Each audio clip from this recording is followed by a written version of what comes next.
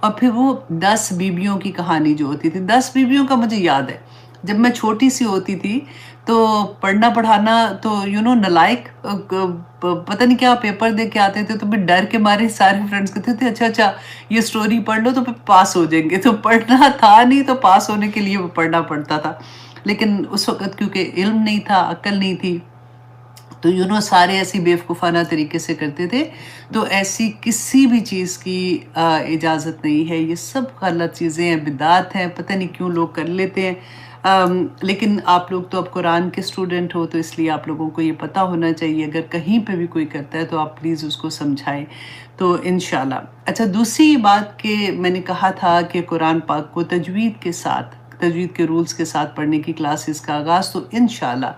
آج جیسے میں لائیو کلاس ختم کروں گی تو لنک آپ لوگوں کے ساتھ شیئر ہو جائے گا، جس میں آپ لوگوں کو انشاءاللہ ہفتے میں 2 دن کی کلاس ہے. لائیو کلاس آپ کی ٹیچر جو ہیں وہ لائیو آپ کو پڑھائیں گی، اور انشاءاللہ 1.5 سال میں، جس میں رمضان کی چھٹیاں بھی ہوتی ہیں اور دوسری بھی چھٹیاں آئیں گی، لیکن 1.5 سال تک انشاءاللہ آپ لوگ پوری تجوید کے ساتھ پہلا قاعدہ اینڈ 30th پارہ کمپلیٹ کریں گے، اور آئی ہوپ انشاءاللہ اس کے بعد آپ قرآن پاک کو اس کا حق ادا کرنے کی طرح پڑھنے کے قابل ہو جائیں گے. اب بہت سے لوگوں کا یہ کویسچن ہوتا ہے کہ تجوید کیا ہے. ابھی کل ہی مجھے ایک اسٹوڈنٹ تو نہیں تھی، میری جاننے والی تھی، ان کا میسیج آیا ہوا تھا، بچی ہے، تو اس نے کہا کہ مجھے آپ ایکسپلین کر سکتی ہیں آنٹی کہ تجوید میں اور تفسیر میں کیا فرق ہے. تو مجھے اتنی ہنسی آئی نا، تو میں نے اس کو مجھے نہیں ہوتی جو تھپڑ پڑنے والی ہوتی ہے، وہ میں نے اس کو بھیجی. لیکن پھر میں نے یہ سوچا کہ نہیں پتا ہو سکتا نا، بعض دفعہ بچیوں کو اتنا نہیں پتا ہوتا. تو تجوید کے ساتھ اس لیے پڑھنا ضروری ہے کیونکہ جیسے رسول اللہ صلی اللہ علیہ وسلم کو جبرائیل علیہ السلام نے سکھایا تھا نا، اسی طرح سے رسول اللہ نے صحابہ کو سکھایا، صحابہ نے تابعین کو، تابعین نے تبع تابعین کو، اور چلتے چلتے چلتے چلتے اسی طرح ایگزیکٹلی سیم. حضرت عثمان کا آپ کو یاد ہے نا کہ انہوں نے ایک قرات پہ پورے قرآن کو جمع کر دیا تھا، اور تاکہ لوگوں میں غلط طریقے سے پڑھنے کا ان کو نہ، کیونکہ اسلام اتنا پھیل جو گیا تھا اور ہر جگہ ڈیفرنٹ زبان بولی جاتی ہے. جیسے ہم اردو بولنے والے ہیں تو ہم پنجابی بولتے ہیں جیسے، تو ہمارے لہجے فرق ہوتے ہیں، تو ہم قرآن پاک عربی کو بھی ہم اردو کی طرح پڑھتے ہیں، تو ہم لفظوں کو، ہم جو حروف ہے نا ان کی ادائیگی میں ہم غلطی کر جاتے ہیں. اب دیکھیے کہ ایک تو وہ ہے کہ چلو ہم کوشش کرتے ہیں، پڑھتے ٹھیک ہے، اللہ سبحانہ تعالیٰ انشاءاللہ قبول کرے گا. ایک یہ ہے کہ ہمیں پتہ ہے، اس کے باوجود بھی ہم کوشش نہیں کرتے، یہ غلط ہے. دیکھیے قرآن پاک کو جب ہم تجوید کے رولز کے ساتھ پڑھتے ہیں نا، اس میں ایک سینٹنس آتا ہے لحن جلی، آپ لوگوں نے اکثر سنا ہوگا اس کے بارے میں. جب میں بات کرتی ہوں، لحن جلی جو ہے نا وہ حرام ہے، کہ آپ ایک لفظ کو، ایک حرف کو دوسرے حرف سے بدل دیں اور پھر اس کا معنی ہی بدل جاتا ہے. تو یہ کوشش تو کرنی ہے نا. اب تو اتنی آسانی ہے، کوئی بہانہ نہیں ہے، گھر میں بیٹھے ہوئے آپ کے اپنے وقت کے مطابق آپ کو کلاس دی جاتی ہے، اور جس میں آپ پریکٹس کرتے ہیں، اور انشاءاللہ آپ ٹھیک طرح سے، اسی طرح سے جیسے جبرائیل علیہ السلام نے رسول اللہ کو قرآن پڑھانا سکھایا تھا، اسی طرح سے انشاءاللہ ہم کوشش کرتے ہیں اور آ جائے گا. دیکھیں کوشش کرنی ہے، آئے نہ آئے وہ بات کی بات ہے، کیونکہ ہم لوگوں نے جب اپنے زمانے میں اپنے آنٹیوں سے جن محلوں میں پڑھا ہوا ہے، تو ہم نے تو اردو کی طرح ہی پڑھا تھا. اس کے بعد جب ہمیں پتہ چلا تو ہم نے کوشش کرنی شروع کی. تو حضرت عائشہ کی بات یاد آتی ہے کہ حضرت عائشہ رضی اللہ عنہا نے فرمایا تھا نا کہ جو اٹک اٹک کا پڑھتا ہے اس کو دگنا ثواب ملتا ہے. تو پھر کوئی بات نہیں، اٹک اٹک کے پڑھیں، زور لگا کے پڑھیں، کیونکہ ہمارے مسلز جو ہوتے ہیں نا، ماؤتھ کے مسلز جو ہوتے ہیں، ان کو عادت نہیں ہوتی ہے عین کی آواز، قوف، وہ ایسی آواز نکالنے کی عادت نہیں ہوتی ہے. تو پھر ہم پوری کوشش کر رہے ہوتے ہیں، تو اللہ سبحانہ تعالیٰ بھی تو مسکراتے ہوں گے نا ہمیں دیکھ کے کہ دیکھو ذرا یہ کیا کیا حرکتیں کر رہے ہیں. تو انشاءاللہ آج کی لائیو کلاس کے بعد آپ لوگوں کے ساتھ لنک شیئر ہو جائے گا. اس کا تھوڑا سا میں نے ہدیہ رکھا ہے. وجہ یہ ہے کہ جو ٹیچرز آپ لوگوں کو پڑھائیں گی ان کو نیٹ کا جو پیکج ہوتا ہے نا وہ بائی کرنا ہوتا ہے. تو کیونکہ ان کی بچاری 7 days a week وہ کلاسز بھی لیتی ہیں الحمدللہ، تو اس کی وجہ سے، ورنہ اس کا اجر جو ہے یہ تو انشاءاللہ قیامت کے دن اللہ سبحانہ تعالیٰ ان کو احد کے پہاڑ جتنی بڑی نیکیوں میں دکھائے گا، کیونکہ وہ قرآن پاک کی تعلیم دے رہی ہے نا. تو اللہ سبحانہ تعالیٰ قبول و منظور کرے. اور دوسری ایک اور بھی بات میں آپ سے شیئر کرنا چاہ رہی تھی کہ وہ اسٹوڈنٹ جو یہ صدقہ جاریہ کے لیے یہ کرنا چاہتے ہیں کہ وہ کسی اور اسٹوڈنٹ کو اسپانسر کر دیں، کیونکہ بہت سے اسٹوڈنٹ ایسے ہیں جو یہ بھی پے نہیں کر پاتے ہیں، اور ہم پوری کوشش کرتے ہیں کہ ان کو اکوموڈیٹ کریں. لیکن اگر آپ لوگ صدقہ جاریہ کے لیے اسٹوڈنٹ ہو، آپ اپنے ٹیچر کو بتا دو، اگر ایک اسٹوڈنٹ بھی آپ اپنے ساتھ اسپانسر کر لو گے تو انشاءاللہ اللہ سبحانہ تعالیٰ آپ کو اس کا اجر عطا کریں گے. تو آئیے جناب ہم اپنی کلاس کی طرف آتے ہیں. سب سے پہلے تو جو حدیث ہے وہ ام المومنین حضرت میمونہ جو بنت حارث ہیں ان کے بارے میں تھی کہ یہ رسول اللہ صلی اللہ علیہ وسلم کی لاسٹ وائف تھی. اچھا ہوا کیا تھا کہ جب عمرہ قضا عمرہ یاد ہے جو ہم نے پڑھا تھا کہ ایک دفعہ عمرہ کرنے کے لیے گئے تھے، پھر راستے میں روک دیا گیا تھا، مسلمان بڑے دکھی تھے اس بات سے، وہ واپس آئے. تو اگلے سال پھر انہوں نے یہ کہا کہ آپ لوگ 3 دن کے لیے آئیں گے تو ہم لوگ مکہ سے پہاڑوں کے اوپر چلے جائیں گے، آپ لوگ آرام سے عمرہ کریں گے اور پھر واپس چلے جائیں گے. تو یہ رسول اللہ صلی اللہ علیہ وسلم جب عمرہ، وہ جو قضا والا عمرہ تھا وہ کرنے کے لیے گئے تھے، تو حضرت میمونہ جو تھی انہوں نے جب مسلمانوں کی شان و شوکت دیکھی، روب و دبدبہ دیکھا تو بہت امپریس ہوئی. تو انہوں نے کیا کیا کہ جب رسول اللہ صلی اللہ علیہ وسلم کو دیکھا نا تو ان کو ان سے محبت ہو گئی، اور انہوں نے اپنی بہن لبابہ، ان کا نام آتا ہے، کتنا پیارا نام ہے نا. بلکہ جو میرا یوٹیوب چینل کا جو ہینڈل کرتا ہے عمار کی بیوی کا نام بھی لبابہ ہے. تو جب مجھے فرسٹ ٹائم اس نے میسیج کیا تھا تو مجھے اتنا پیارا نام لگا. تو خیر اینی وے ان کی بیوی کا نام جو تھا، ان کا نام برا تھا، تو رسول اللہ صلی اللہ علیہ وسلم نے ان کا نام چینج کر کے میمونہ رکھا تھا. تو انہوں نے اپنی بہن لبابہ سے یہ کہا، لبابہ جو تھی نا وہ رسول اللہ صلی اللہ علیہ وسلم کی چچی تھی، حضرت عباس رضی اللہ عنہ جو تھے نا ان کی وائف تھی. تو انہوں نے اپنی بہن سے کہا کہ تم میرے رشتے کی بات کرو اپنے ہسبینڈ سے، ان کو کہو کہ رسول اللہ صلی اللہ علیہ وسلم سے میرے لیے بات کرے. تو انہوں نے کہا ٹھیک ہے. حضرت لبابہ جو تھی انہوں نے اپنے ہسبینڈ سے بات کی جو رسول اللہ کے چچا تھے.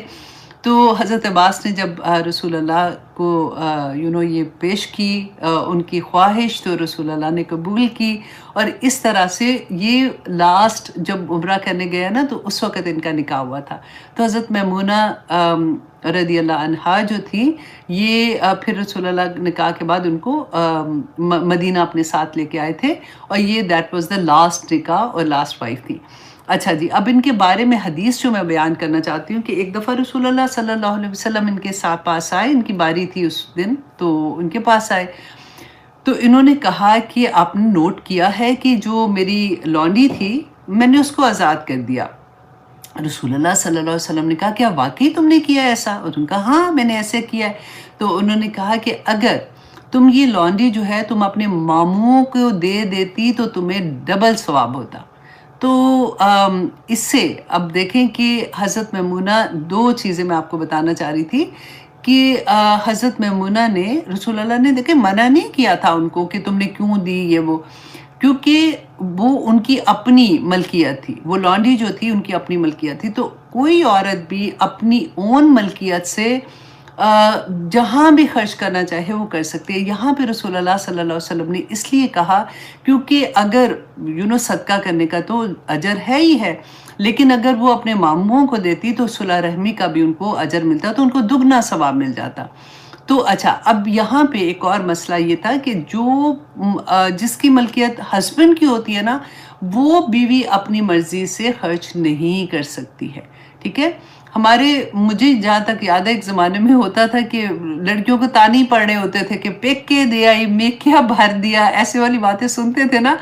تو میکا بھر سکتی ہیں اگر ان کے پاس اپنے پیسے ہو. یہاں پہ دیکھیں رسول اللہ نے کہا اپنے ماموں کو دے دیتی تو میکے کو ہی دینا تھا نا.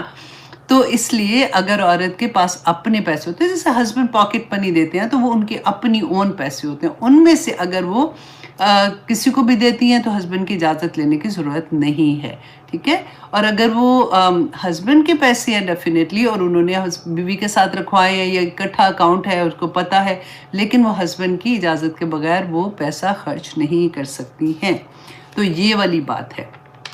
اچھا جی، اب ہم انشاءاللہ آتے ہیں اپنی کلاس کی طرف۔ اعوذ باللہ من الشیطان الرجیم، بسم اللہ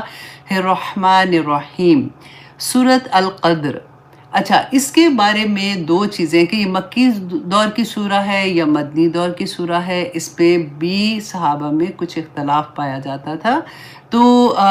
جو مفسرین ہیں، پھر یاد رکھیے گا اختلاف تھا، مخالفت نہیں تھی۔ اختلاف نا سینہ اتنا بڑا ہو جاتا ہے، اختلاف جہاں پہ آئے گا وہاں پہ ہمیں آپشنز مل جاتی ہیں، دین میں وسعت آ جاتی ہے، مخالفت نہیں ہونی چاہیے۔ یہ بس ایک چیز ہے جس کو آپ نے اپنے سر کے اندر ڈال دینا ہے۔ جب کوئی مسئلہ آتا ہے پھر اس پہ آتا ہے کہ یہ فقہ نے یہ کہا، یہ فقہ نے یہ کہا، ایسا نہیں ہے، ان کے ڈیفرنٹ ہے اوپینین، لیکن ان کو اسی احترام سے لینا ہے، مخالفت نہیں کرنی ہے، اختلاف ہر جگہ پہ ہے، ٹھیک ہے جی۔ اب یہاں پہ ہم دیکھیں گے کہ اللہ سبحانہ تعالیٰ نے فرمایا کہ انا، کہ بے شک ہم، انزلناہ، کہ ہم نے نازل کیا اس کو۔ کس کو نازل کیا؟ اس کے بارے میں اللہ سبحانہ تعالیٰ نے، کیونکہ جہاں پہ ضمیر آتی ہے نا تو اس سے پہلے کسی کا نام آتا ہے۔ فار ایگزامپل اگر میں کہوں کہ اروبا آئی تھی، اور اس کے بعد میں کہوں اروبا آئی تھی، وہ یہاں پہ بیٹھی، اس نے یہ کیا، اس نے یہ کھایا، تو یہ کلام کی خوبصورتی ہوتی ہے۔ اگر میں یہ کہوں اروبا آئی تھی، اروبا بیٹھی، اروبا چلی گئی، تو عجیب سی بات لگتی ہے نا۔ تو ضمیر جب استعمال ہوتی ہے تو وہ اس کو ضمیر کہتے ہیں۔ اچھا، یہاں پر تو اللہ سبحانہ تعالیٰ نے یہ نہیں کہا کہ انا انزلنا القرآن فی لیلۃ القدر، کہ ہم نے قرآن کو لیلۃ القدر میں نازل کیا، تو ہو کی ضمیر آئی ہے جبکہ پہلے قرآن کا ذکر نہیں ہے۔ تو مفسرین نے اتنی خوبصورت بات بتائی کہ دیکھیں وہ چیز، وہ واقعہ، وہ بات جو مشہور ہوتی ہے تو اس کے بارے میں اکثر ضمیر ہی استعمال ہوتی ہے۔ کیسے؟ جیسے فار ایگزامپل اب رمضان کا مہینے میں ہم لوگ رات جاگنے والی، چلے 27ویں کی بات کر لیتے ہیں، 27ویں رات ہے، ہم ساری فرینڈز کو پتہ ہے کہ 27ویں رات کو ہم نے جاگنا ہے، تو میں اپنی کسی دوست کو فون کروں گی تو میں کیا کہوں گی کہ آج رات جاگنے کی ہے نا، تو وہ یہ نہیں پوچھے گی کہ کیوں، کیا ہے، لیلۃ القدر کی وجہ سے، یا کیا، بس رات جاگنے کی، مطلب وہاں پہ ضمیر استعمال ہوگی نا کہ آج رات جاگ رہی ہو نا، ایسے والی بات ہے۔ تو یہاں پر کیا تھا کہ اس وقت کیونکہ قرآن نازل ہو رہا تھا تو ہر ایک کے دل میں، ہر ایک کے ذہن میں یہ بات ثابت تھی کہ نازل کیا چیز ہو رہی ہے۔ تو اچھا، دوسرا یہاں پہ دیکھیے کہ اللہ سبحانہ تعالیٰ نے اتنا یقیناً سرٹنلی انا انزلناہ، ہم نے نازل کیا اس کو، کیونکہ مشرکین مکہ جو تھے وہ رسول اللہ صلی اللہ علیہ وسلم سے یہ بار بار کہتے تھے نا کہ یہ قرآن خود سے اس نے گھڑ لیا ہے، خود ہی سے اپنی پاس سے بنا لیا، جس میں اللہ سبحانہ تعالیٰ نے قرآن پاک میں بار بار کہا کہ اگر تمہیں لگتا ہے کہ یہ انسان کا کلام ہے تو لے آؤ کوئی، آخر میں کہا کہ چلو ایک آیا ہی اٹھا کے لے آؤ تاکہ پتہ چلے کہ انسان کا کلام ہے کہ نہیں ہے۔ اسی چیز کو اللہ سبحانہ تعالیٰ نے یہاں پہ بیان کیا کہ ہم نے نازل کیا ہے، یہ رسول اللہ صلی اللہ علیہ وسلم نے اپنے پاس سے نہیں گھڑا ہے۔ اچھا، اب یہاں پہ ایک اور چیز دیکھیے، انزلنا، جو گرامر کے اسٹوڈنٹ ہے نا وہ بہت انجوائے کریں گے اس کو۔ دیکھیے، آپ دیکھیے نزلہ اور انزلنا روٹ ورڈ سیم ہے، نون زال لام، ٹھیک ہے، لیکن جب ہم نون زال لام کو باب فعال میں لاتے ہیں نا تو اس کا مطلب ہوتا ہے کہ ایک یک بارگی نازل ہونا کسی چیز کا، ٹھیک ہے، اور نزلہ جب ہم باب تفعیل میں لے کے جاتے ہیں اسی روٹ ورڈ کو تو اس کا مطلب ہوتا ہے کہ آہستہ آہستہ تدریجاً نازل ہونا، ٹھیک ہے۔ اب یہاں پہ آیا کہ اللہ سبحانہ تعالیٰ نے فرمایا انا انزلنا، کہ ہم نے نازل کیا، تو یک بارگی نازل ہوا کس کو، اس قرآن کو، فی لیلۃ القدر، لیلۃ القدر میں۔ تو یک بارگی کے بارے میں پھر دو رائے آتی ہیں، مفسرین بیان کرتے ہیں کہ قرآن پاک جو تھا وہ بیت المعمور میں تھا اور اس لیلۃ القدر، اس رات میں اللہ سبحانہ تعالیٰ نے اس کو آسمان دنیا جس کو بیت العزہ کہتے ہیں نا، ادھر اللہ سبحانہ تعالیٰ نے یک بارگی نازل کیا، اینڈ دین وہاں سے جبرائیل علیہ السلام اللہ سبحانہ تعالیٰ کے حکم سے 23 سال میں رسول اللہ صلی اللہ علیہ وسلم پر نازل فرماتے رہے۔ اچھا، سیکنڈ یہ تھا کہ اس رات میں اللہ سبحانہ تعالیٰ نے جتنے حاملین وحی فرشتے تھے نا، ان کو یہ قرآن پاک دے دیا تھا۔ اب پھر اللہ سبحانہ تعالیٰ نے جب بھی جس وقت یہ نازل کرنا تھا، 23 سال کے جو وقفہ عرصہ تھا، 23 سال میں اللہ سبحانہ تعالیٰ جب اجازت دیتے تھے تو جبرائیل علیہ السلام رسول اللہ پہ نازل کرتے تھے۔ اچھا، یہ دو طرح سے بات ہے، ٹھیک ہے۔ تو اب یہاں پہ ہم یہ دیکھیں کہ انا انزلناہ فی لیلۃ القدر۔ اب یہاں پہ یہ نہیں بتایا کہ لیلۃ القدر کدھر ہے، کون سے دن ہے، سال کے کون سے مہینے میں آئے گی، کون سے دن آئے گی، کون سی ٹائم پہ آئے گی، کچھ نہیں بیان کیا۔ تو صحابہ کو ایک شوق بھی ہوتا ہے کہ یہ مطلب اللہ سبحانہ تعالیٰ نے کہا ہے کہ ہم نے اس کو لیلۃ القدر میں نازل کیا، اور آگے اللہ سبحانہ تعالیٰ نے فرمایا وما ادراک ما لیلۃ القدر، تمہیں کیا معلوم کہ یہ رات کیا ہے۔ تو اس کی فضیلت کے حساب سے بھی تو جب یہ ہوا تو اب اس کی دلیل کہاں ملے گی کہ اللہ سبحانہ تعالیٰ نے سورۃ البقرہ کی آیہ نمبر 185 میں فرمایا کہ شہر رمضان الذی انزل فیہ القرآن، کہ رمضان کا مہینہ وہ ہے جس میں اللہ سبحانہ تعالیٰ نے انزل فیہ القرآن، جس میں قرآن کو نازل کیا گیا۔ اور اس کے علاوہ آپ دیکھیں سورہ دخان کی آیہ نمبر 3 میں اللہ سبحانہ تعالیٰ نے فرمایا انا انزلناہ فی لیلۃ مبارکہ، کہ ہم نے اس کو لیلۃ المبارکہ، مبارک برکت والی رات میں نازل کیا۔ اب یہ وہ رات نہیں ہے جس کو ہم کہتے ہیں نا کہ وہ کون سی رات کو یہ پڑھتے ہیں 15 شعبان میں، وہ ادھر لے جاتے۔ اب دیکھیں قرآن بینہ بیان کر رہا ہے، بالکل واضح طور پہ بیان کر رہا ہے۔ کیسے بیان کرے؟ کیونکہ آگے اسی سورہ میں آئے گا نا کہ اس رات کو اللہ سبحانہ تعالیٰ ہر فیصلہ کرتے ہیں، انشاءاللہ وہاں پہ بتاؤں گی۔ اس کی دلیل بھی آپ دیکھیں سورہ دخان میں ہے، اللہ سبحانہ تعالیٰ فرماتے ہیں فیہا یفرق کل امر حکیم، کہ اس رات میں ہر معاملے کا حکیمانہ فیصلہ صادر کر دیا جاتا ہے۔ تو پھر بھی لوگوں کو یہ کہاں سے غلط فہمی ہوتی ہے کہ یہ 15 شعبان ہے اور اس میں وہ قبرستان جائیں گے اور پتہ نہیں کیا کیا کرتے ہیں، اللہ معاف کرے۔ لیکن اب یہاں پہ ایک اور چیز میں آپ کو بتانا چاہ رہی تھی کہ یہ جو اچھا اللہ سبحانہ تعالیٰ نے کہا کہ یہ قدر والی رات ہے۔ قدر کی رات دو طرح سے، ہم اردو میں نہیں کہتے کہ جیسے قدر و منزلت، کہ بڑی برکت والی، بڑی قدر والی، بڑی عزت والی رات، ایک تو وہ سمجھ آتی ہے۔ دوسرا کیا ہے کہ اس رات کو اللہ سبحانہ تعالیٰ تقدیر کے جو فیصلے ہوتے ہیں نا، کس نے زندہ ہونا ہے، کس نے اس دنیا میں آنا ہے، کب آنا ہے، کب اس کی موت آئے گی، اس کا رزق کیا ہے، وہ نیک ہوگا بد ہوگا، سب کچھ پورے سال کے فیصلے اس ایک رات میں ہو جاتے ہیں۔ اب یہ والی رات جو ہے یہ کہاں پہ ہے، کدھر ہے، اس کے بارے میں دیکھیں نبی صلی اللہ علیہ وسلم پہ قربان جائے کہ انہوں نے پھر یہ بتانے کی کوشش کی اور اس کو نتیجہ اس کا نکالنے کی کوشش کی ہے۔ تو آگے انشاءاللہ ہم وہ بھی دیکھیں گے کہ اللہ سبحانہ تعالیٰ نے یہاں پہ فرمایا کہ وَمَا أَدْرَاكَ مَا لَيْلَةُ الْقَدْرِ، کہ تجھے کیا معلوم کہ یہ رات کیا ہے۔ لیلۃ القدری،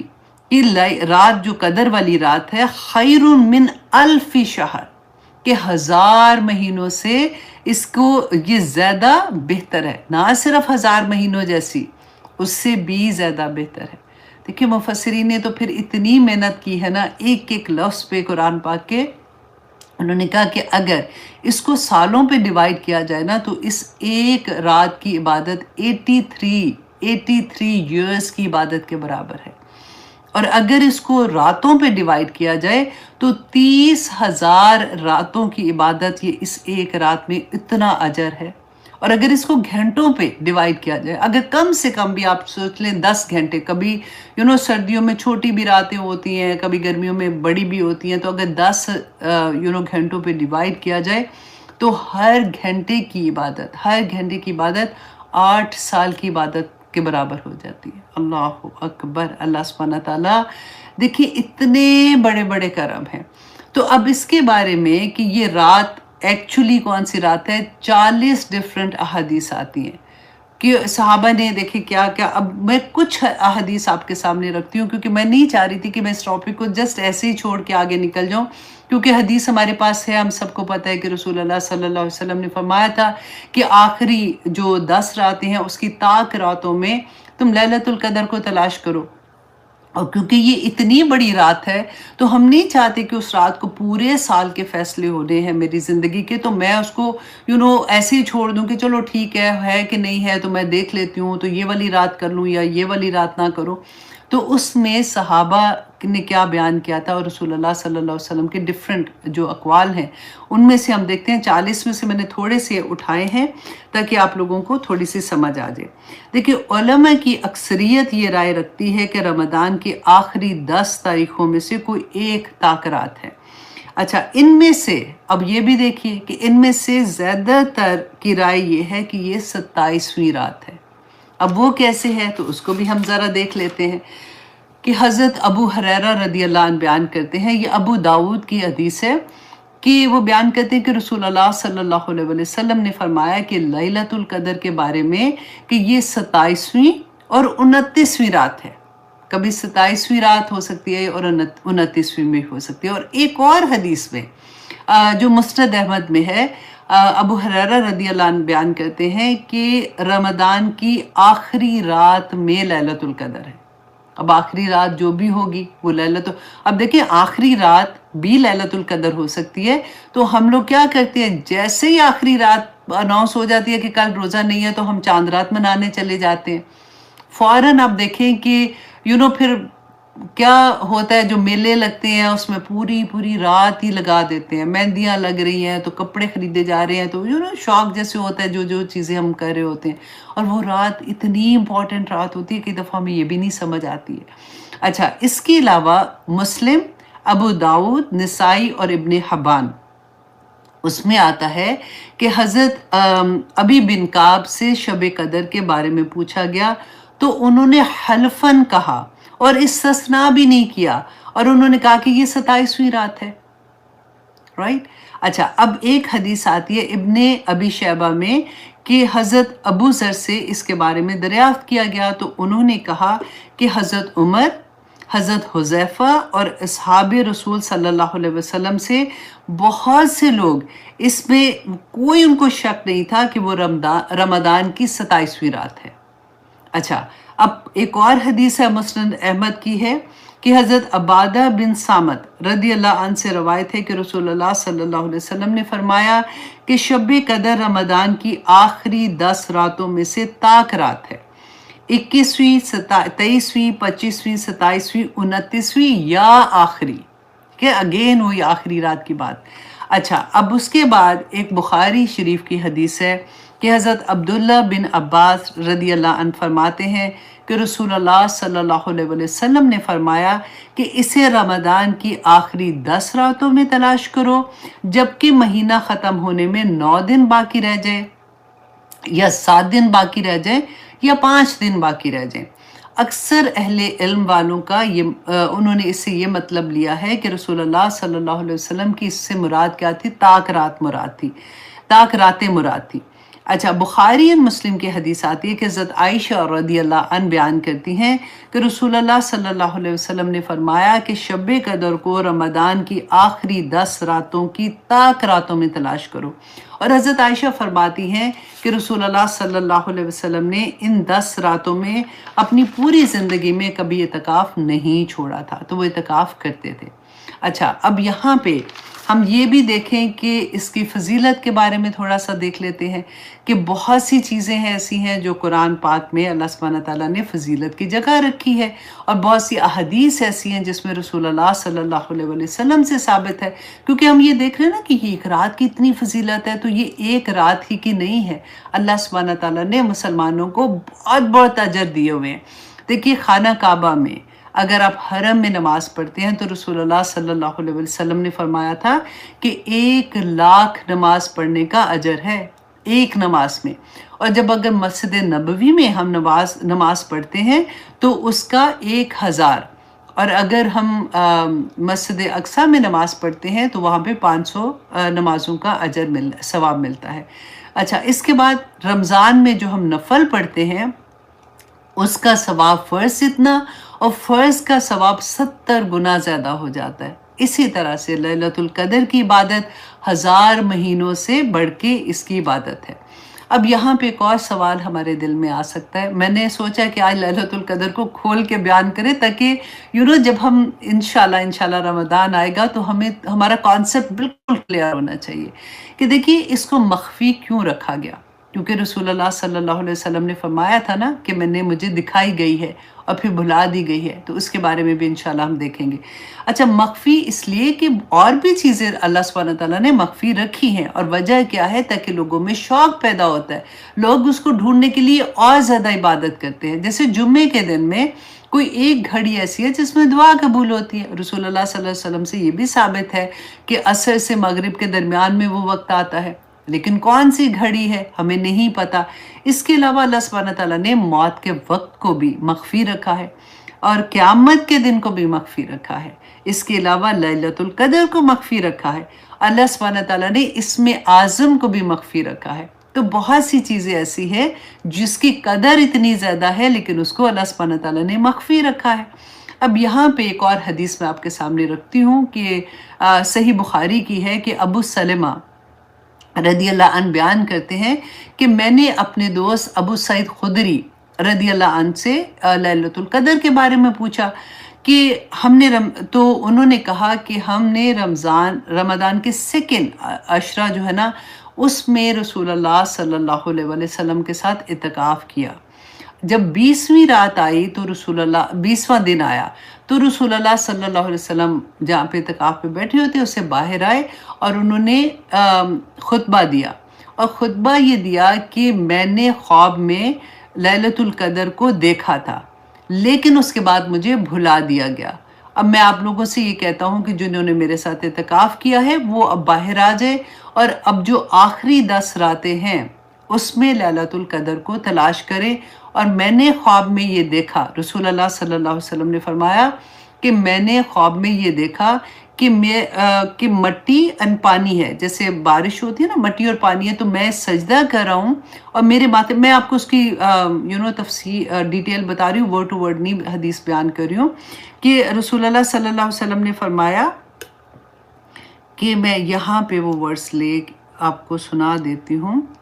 کہ میں نے خواب میں دیکھا کہ میں مٹی اور پانی میں سجدہ کر رہا ہوں۔ تو ابو سعید خدری کہتے ہیں کہ ہم لوگ، اس کے بعد رسول اللہ نے کہا کہ لوٹ جاؤ اب 20ویں روزے میں جب وہ باہر آئے، تو کہتے ہیں کہ اس وقت کوئی بادل نہیں تھا، کوئی کچھ نہیں تھا، ہم لوگ جیسے ہی اپنے گھروں کی طرف جا رہے تھے، واپس شام کو نماز پڑھنے رات کی آئے تو کہتے ہیں کہ بادل کا پورے آسمان پہ بادل تھے، اور پھر بارش ہونے لگ گئی اور مسجد نبوی میں پانی آنا شروع کیا، کیونکہ وہ چھتیں ایسی تھی نا، وہ تو اس کے ساتھ جو کھجور کے وہ ہوتے تنے ہوتے تھے اس سے بنی ہوتی تھی۔ تو کہتے ہیں کہ میں نے دیکھا کہ رسول اللہ صلی اللہ علیہ وسلم نے جب سجدہ کیا تو وہ پانی اور مٹی تھی، اور جب انہوں نے سر اٹھایا تو ان کے ماتھے پہ وہ کیچڑ تھا، مطلب وہ مٹی اور پانی کا جو تھا نا لگی ہوئی تھی۔ تو اس سے کیا پتہ چلتا ہے کہ اس سال میں یہ رات 21ویں رات ہوگی، رائٹ؟ تو یہ ہر سال فرق ہوتی ہے، کبھی کسی طرح سے کبھی کسی طرح سے ہے۔ اس کے بارے میں امام مالک کا ایک بیان آتا ہے، انہوں نے فرمایا کہ رسول اللہ صلی اللہ علیہ وسلم کو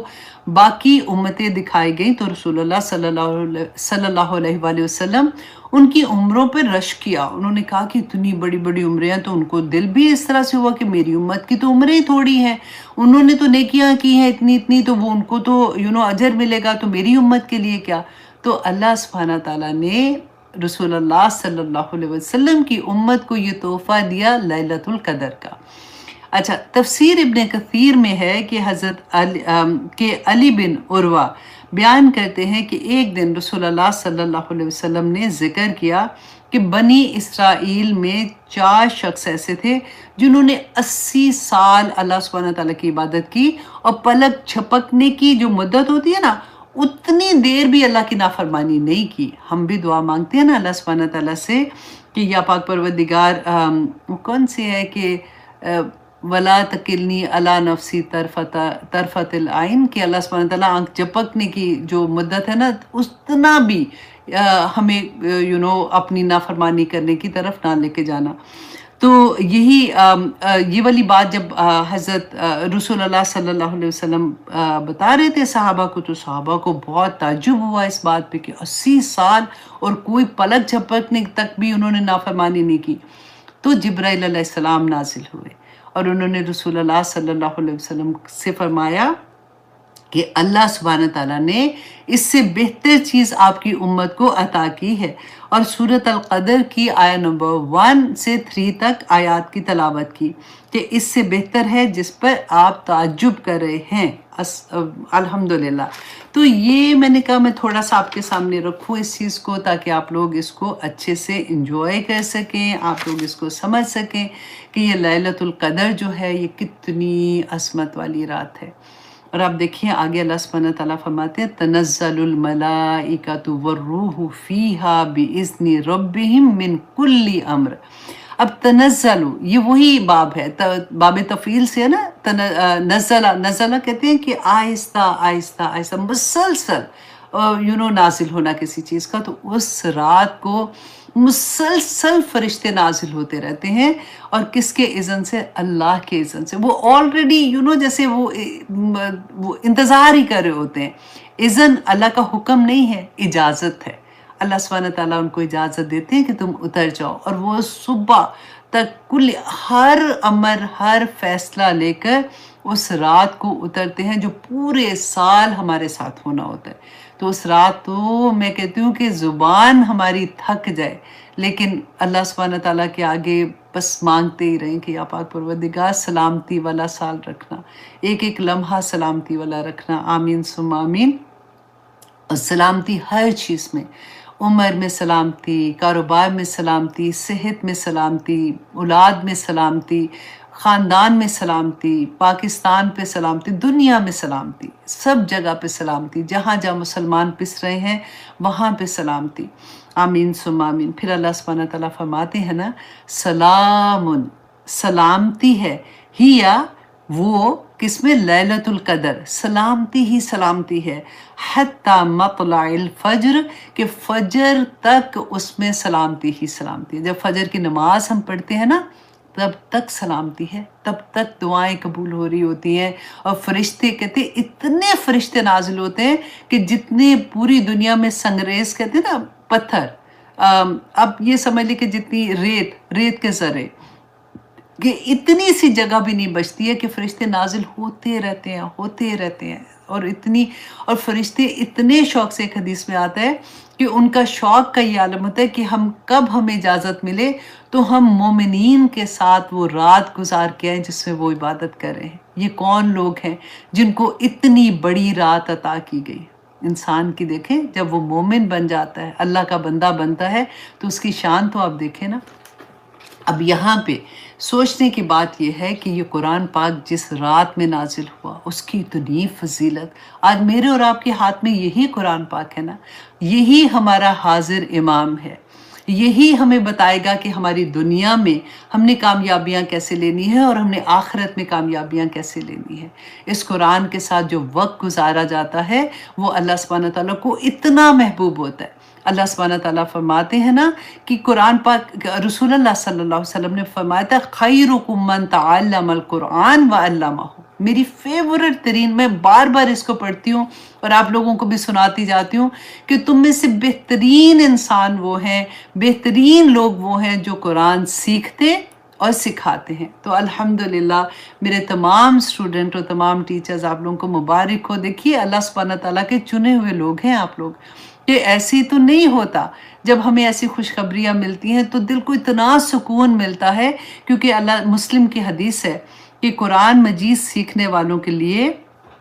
اللہ سبحانہ تعالیٰ فرماتے ہیں کہ جو شخص نکلتا ہے نا قرآن سیکھنے کے لیے، اپنا وقت لگاتا ہے، تو وہ جنت کے راستے پر چل رہا ہوتا ہے۔ جنت کے راستے پہ کیسے چلتا ہے؟ کہ وہ کوئی غلط کام پھر اس سے ہوتا ہی نہیں ہے۔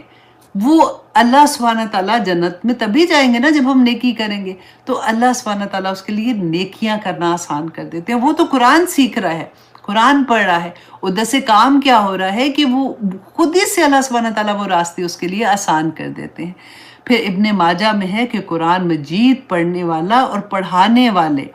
اللہ والے نہیں ہیں تو اور کون ہے، اور اس کے اللہ سبحانہ تعالیٰ کے چنے ہوئے بندے ہیں اللہ والے، الحمدللہ۔ ابن ماجہ میں ہے کہ قرآن مجید کا علم سیکھنے والوں کے لیے زمین اور آسمان کی ہر چیز، حتیٰ کہ پانی کے اندر مچھلیاں بھی دعائے خیر کرتی ہیں۔ آپ نے کبھی دیکھیں ہمیں پتہ ہی نہیں ہوتا نا کہ ہم کہاں کہاں سے نیکیاں سمیٹ رہے ہوتے ہیں، کہ کہاں مچھلیاں کہاں پہ، ایک جگہ پہ ایک اور حدیث میں آتا ہے نا کہ چونٹی اپنے بلوں میں، اور سب زمین و آسمان میں جتنی مخلوق ہے وہ جو اللہ سبحانہ تعالیٰ کا کلام سیکھ رہے ہوتے ہیں نا ان کے لیے دعائے خیر کرتی ہے، جس جگہ پہ اللہ سبحانہ تعالیٰ کا ذکر ہوتا ہے۔ اب دیکھیں ہم ذکر کر رہے ہیں نا، فرشتے نازل ہو جاتے ہیں، اور وہ دیکھیں وہ ان کو اتنا پیار آتا ہے، وہ بڑا شرف ان کو لگتا ہے کہ ایسے لوگوں کی محفل میں جا کے بادب کھڑے ہو جاتے ہیں، اللہ اکبر، آسمان دنیا تک پہنچ جاتے ہیں۔ اللہ سبحانہ تعالیٰ پوچھتے ہیں کہ میرا بندہ کیا کر رہا تھا۔ یہ بہت خوبصورت حدیث ہے، میں نے آپ کو بہت دفعہ سنائی ہے۔ اب دیکھیے کہ بخاری کی حدیث ہے کہ قرآن مجید کی بکثرت تلاوت کرنے والے لوگ قابل رشک ہوتے ہیں۔ مسلم کی حدیث ہے کہ قرآن مجید کی بکثرت تلاوت کرنے والا قیامت کے روز مقرب فرشتوں میں، سبحان اللہ، کرامم باررہ پڑھا ہے نا آیت 30 پارے میں، کہ جو اللہ سبحانہ تعالیٰ کے مقرب فرشتے، حاملین عرش کو اٹھانے والے اللہ کے مقرب فرشتے اس کی لائن میں ہوں گے جو قرآن پاک کی بکثرت تلاوت کرتے ہیں۔ تلاوت تب بھی تو ٹھیک کریں گے نا جب ہمیں تلاوت کرنے کا طریقہ آئے گا، جب ہم کوشش کریں گے کہ ہم ویسے تلاوت سیکھیں جیسے جبرائیل علیہ السلام نے رسول اللہ کو سکھائی تھی۔ اللہ سبحانہ تعالیٰ سے دعا کریں، ہمت کریں کہ نہیں میں کر سکتی ہوں۔ ہم میں سے اکثر لوگ یہ سوچتے ہیں لو اب عمر کا یہ حصہ ہو گیا، اب کیا فائدہ سیکھنے کا۔ نہیں، آخری سانس تک یہ کوشش جاری رکھیں، اللہ سبحانہ تعالیٰ انشاءاللہ اس دنیا کو بھی ہمارے لیے آسان کریں گے اور آخرت میں بھی۔ اب دیکھیے ذرا قرآن پاک کی تلاوت، اب دیکھیے ایک حرف پڑھنے کا کتنا ثواب ہے، تو پھر آگے جا کے ہمیں کتنا، جب ہم یاد کرتے ہیں، ہم بار بار پڑھتے ہیں، ہم اٹک اٹک کے پڑھتے ہیں، تو اب ثواب کا تو دیکھیں کہ صبح سے کیسے ثواب شروع ہو جاتا ہے۔ اور پھر مسلم کی حدیث ہے کہ قرآن مجید پڑھنے والے اور پڑھانے والے، سبحان اللہ، اللہ سبحانہ تعالیٰ 3 چیزیں، ان پر سکینت نازل ہوتی ہے، سکون ان کے پاس آ جاتا ہے۔ دیکھیں اکثر ایسا ہوتا ہے نا کہ درود شریف جیسے اللہ سبحانہ تعالیٰ نے قرآن پاک میں فرمایا نا کہ میں رسول اللہ صلی اللہ علیہ وسلم پہ رحمت نازل فرماتا ہوں، اے لوگو تم بھی پڑھو، یہ کتنی دفعہ ہم پڑھتے ہیں۔ تو جیسے کبھی ہوتا ہے نا دل گھبراتا ہے تو درود شریف پڑھنا شروع کر دو تو ایک دم سے لگتا ہے سکون آ گیا، قرآن پاک کھول کے ایک دم سے کچھ پڑھنا شروع کر دو کہیں سے بھی۔ اللہ سبحانہ تعالیٰ نے فرما دیا نا قرآن میں، اللہ بذکر اللہ، کہ اس کے ماشاءاللہ ہسبینڈ جو ہے وہ بہت تہجد بھی سے شروع ہوتے ہیں، اور پھر اشراق بھی اور دحا بھی اور وابین، تمام نمازیں پڑھنے والے ہیں۔ اللہ سبحانہ تعالیٰ ان کو قائم رکھے، آمین ثم آمین۔ اچھا جی، اب ایک اور کویسچن یہ تھا کہ ایک اسٹوڈنٹ نے ڈفرینٹ طرح سے 2-3 ٹیچرز کے تھرو یہ پیغام بھیجا کہ جب وہ حرم میں ہوتے ہیں، جب ہم طواف کرتے ہیں نا، اس کے بعد انہوں نے کہا کہ مقام ابراہیم کے پیچھے جب ہم 2 نوافل پڑھتے ہیں تو انہوں نے کہا کہ ہم لوگوں کو منع بھی کرتے ہیں، وہ تو اگر وہ وقت زوال کا وقت ہوتا ہے تو لوگ پھر بھی پڑھتے ہیں، تو وہ بھی کنفیوژن میں آپ کو بتا دیتی ہوں کہ سنن ترمذی میں یہ حدیث آتی ہے اور سنن نسائی میں بھی ہے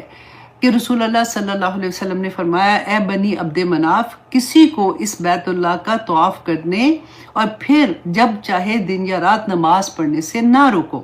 یہ اس حدیث کی بنا پہ بعض کا لفظ یاد رکھیے گا، کیونکہ جس میں اختلاف رائے ہوتا ہے نا اس میں ہمارے لیے بہت وسعت ہو جاتی ہے۔ الحمدللہ اختلاف رائے کو کبھی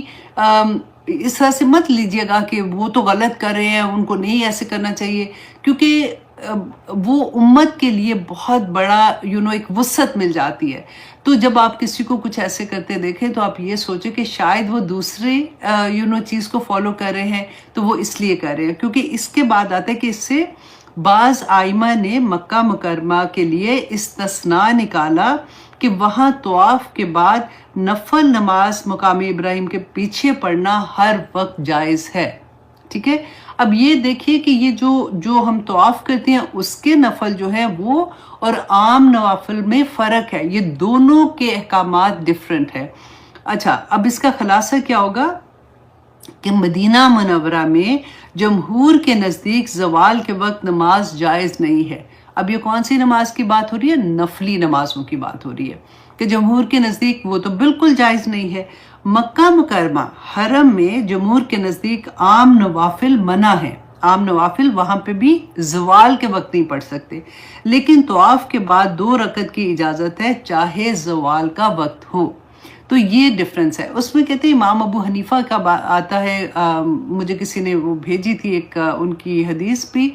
کہ ان سے جو انہوں نے اپنی اس میں بیان کیا ہوا ہے جو ان کا مسلک ہے، جیسے جو ان کا وہ یہ کہتے ہیں کہ نہیں، اس میں بھی جب 2 رکعت نماز نفل پڑھنے ہیں تو تھوڑا سا ویٹ کر لیں، تھوڑی دیر کی بات ہوتی ہے، لیکن زیادہ تر جمہور علماء کا آپ نے پڑھا نا کہ ان کا یہ ہے کہ آپ پڑھ سکتے ہیں۔ تو اللہ سبحانہ تعالیٰ وہی بات ہے کہ اللہم ارنی حقا حقا وارزقنا اتباعہ وارنا باطلا باطلا وارزقنا اجتنابہ۔ تو یہ تھوڑی سی چیزیں تھیں جن کی کلیئرٹی ضروری ہوتی ہے، کنفیوژن ہو جاتی ہے، اچھا یہ وقت وہ وقت، یہ پڑھوں وہ نہ پڑھوں، کیا کروں۔ تو آئی ہوپ انشاءاللہ اس کے بعد آپ لوگوں کی یہ بھی کنفیوژن ختم ہو گئی ہوگی۔ اچھا جی، اب ہم آتے ہیں اپنے ریگولر کلاس کی طرف۔ آج انشاءاللہ ہم سورہ کریں گے، سورہ علم نشرح۔ علم نشرح جو سورہ ہے اس کے 3 نام ہیں، ایک تو یہی علم نشرح، اس کے علاوہ اس کا نام شرح بھی ہے اور انشرح بھی ہے، تو یہ تینوں نام اس سورہ کے ہیں۔ اچھا، اب جب میں نے اس دفعہ کی نوٹیفیکیشن بھیجی تھی تو بہت سے آپ باقاعدہ علم رکھنے والے جو تھے انہوں نے بھی یہ کہا کہ یہاں پہ آپ نے غلط لکھا ہے۔ میں نے کہا نہیں، اس سورہ کے 3 نام ہیں، یہ ٹھیک ہی لکھا ہوا ہے، آپ فکر نہیں کریں۔ تو کئی دفعہ میں نہیں پتا ہوتا، تو اس سورہ کے 3 نام ہیں۔ اچھا، دوسرا اس میں 27 کلمات ہیں اور 103 حروف ہیں،